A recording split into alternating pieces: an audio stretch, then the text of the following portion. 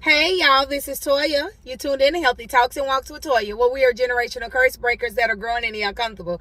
Hey y'all. So, if you're new to my channel, my name is Latoya Calhoun. I am a wife by faith. I'm a mother. I'm a small business owner. I am a transformational speaker. And you can get a shirt from autumnfaithcollc.com. And you can also look at my latest workout videos and things like that and find out information about booking me for a speech. So on this channel, I like to cover things that I'm learning on my journey to healing. I am a faith-based channel. So a lot of my stuff will be faith-based. However, there are things that can be applied to practical life. So today I wanted to talk about familiarity breeding contempt.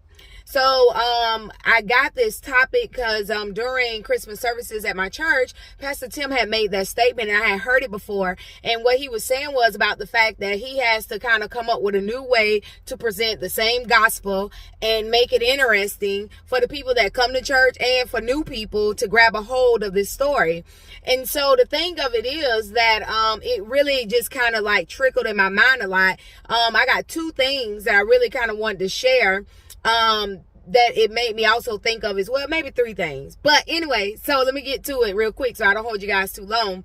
The first thing it made me think about was it was a time in the Bible where Jesus was out preaching and he was in his hometown, and it said that the people was astonished by how amazing he spoke with such authority and all of these things. And then something on the inside of them just decided to say, that's just Joseph's child. He's just a carpenter. We know him, right? Their familiarity, them knowing him or whatever, it took place. And so it said that he wasn't able to do many miracles for their lack of belief there. And so what happened is they commonized something that was uncommon. It was true that he was, Mary's son and that he was a carpenter, but it was also true that he was the son of God with the ability to have miracles. Okay. And then the next thing too, I think about the widow that only had like a couple little bit of oil and a little bit of cornmeal or whatever it was, and the man of God came and said, what do you have in your house? And she said, we only got this little bit of this and that. And he said to use this and make me a little cake first, because she said, all I got is just this. I don't have anything except that. And so even when she said that except that, pretty much what she was doing was making little of what she had, although what she had is what God used to save her and her child during a famine. And so I just want to pause and just say, it got me to thinking on what have I become so familiar with. Familiar is comfortable, familiar. What have I come so complacent about in my life that I'm beginning to take for granted, right? A lot of the times you see this type of thing happening in spouse relationships and marriages, where it's just like, oh, that's just my husband. Oh, he just always do that. That's just what we do, right? To where you're not even appreciative of them doing that.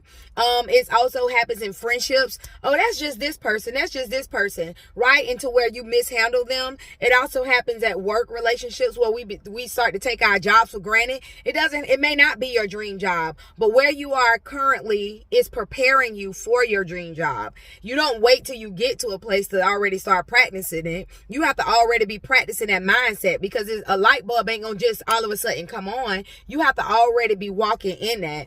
And another thing, it just made me think about too, just like our health and our mind, being in our right mind. Is so many things going on right now with mental health crises and with drug addictions and just different things right now. People aren't able to really cope just mentally, right? And that's not something that we can necessarily see on the outside. But if you have your right mind, are you grateful for that today, right? Your ability to move. It's people in hospitals right now, and it's not to minimize, that you may have things going on, but it also too is to say, what, I may have things going on, but I also have some things in my life that I can be grateful for. Right now, my church, which is Elevate Life Church, we're in a 21-day fast, and we meet Monday through Friday, 6 a.m. to 7 a.m. I go to Oak Leaf location. And up front, we have cards laid out, and, people just walking around and praying. But we also take opportunity to pray for others, right? And so it's some cards up there where people have put out their different prayer requests.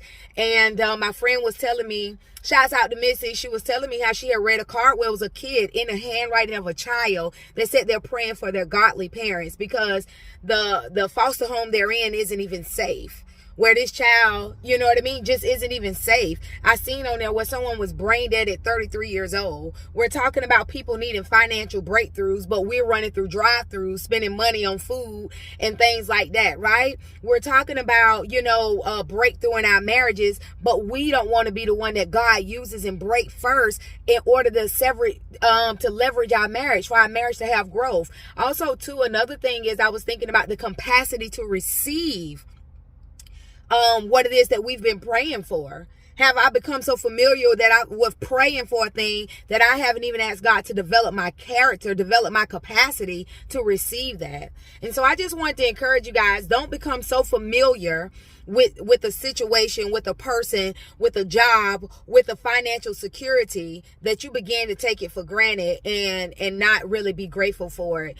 And I just wanted to encourage you guys this early on in the beginning of the year so you can start off right. And, I may do this again in a couple months just because I don't want to become so familiar with something that I don't take it seriously. So I just wanted to encourage you guys. Don't forget to comment, like, subscribe, and share because it may bless somebody else. Peace. Oh, yeah, I want to shout out my sister LaWan for getting me this little purse. I love it. I've been wearing it all day today. Okay, bye.